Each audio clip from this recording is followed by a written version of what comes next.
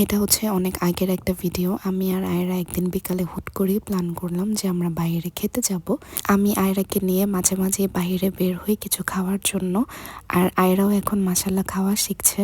তো ওকে নিয়ে চলে গিয়েছিলাম শেফ টেবিলে, কারণ শেফ টেবিল নারায়ণগঞ্জে তখন নতুন এসেছিল। আর নতুন রেস্টুরেন্ট আসলেই আমি ট্রাই করার জন্য পাগল হয়ে যাই।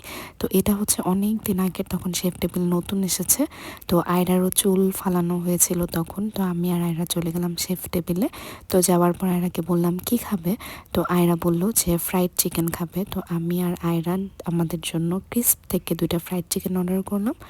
আমরা দুপুরবেলা লাঞ্চ করেই বের হয়ে গিয়েছিলাম। অর্ডার করার কিছুক্ষণের মধ্যে ফ্রাইড চিকেন চলে আসলো, বাট আমি ওদিন লেমন ফ্রাইড চিকেনটা অর্ডার করেছিলাম। লেমনি ফ্রাইড চিকেনটা আমার আগে ট্রাই করা হয়নি, তো চিন্তা করলাম একটু ট্রাই করি। বাট এত পরিমাণ টক ছিল, মানে একদম এক্সেস পরিমাণে টক ছিল, আমি বুঝতেও পারিনি যে এত টক হবে।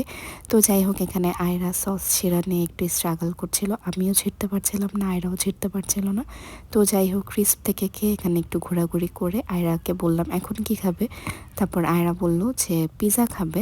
তো এখানে আয়রার জন্য একটা পিৎজা অর্ডার দিয়ে কতক্ষণ ছবি টবি তুলে আমরা এখানে পিৎজার ওয়েট করছিলাম।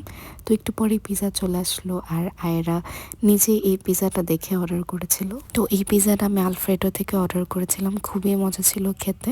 তো মজা মজা করে খেলাম, আর আয়রাকে বলছিলাম যে আর কিছু খাবে কিনা। তো আয়রা বললো যে ও একদম ফুল হয়ে গেছে, যেহেতু আমরা লাঞ্চ করেই বের হয়ে গেছিলাম সাথে সাথে। আর এটা মেবি ঈদের পরের একটা ভিডিও ছিল। তো এত রাশ ছিল, অনেক সময় লাগাচ্ছিল সার্ভ করতে। খেতে খেতে আমাদের 8টা সাড়ে 8টা বেজে গিয়েছিল রাত। তো আমরা খাওয়া দাওয়া করে চলে আসলাম বাসায়। আর বাসায় এসে ফ্রেশ হয়ে তরমুজ খেলাম, আর এই তরমুজটা এত মজা ছিল।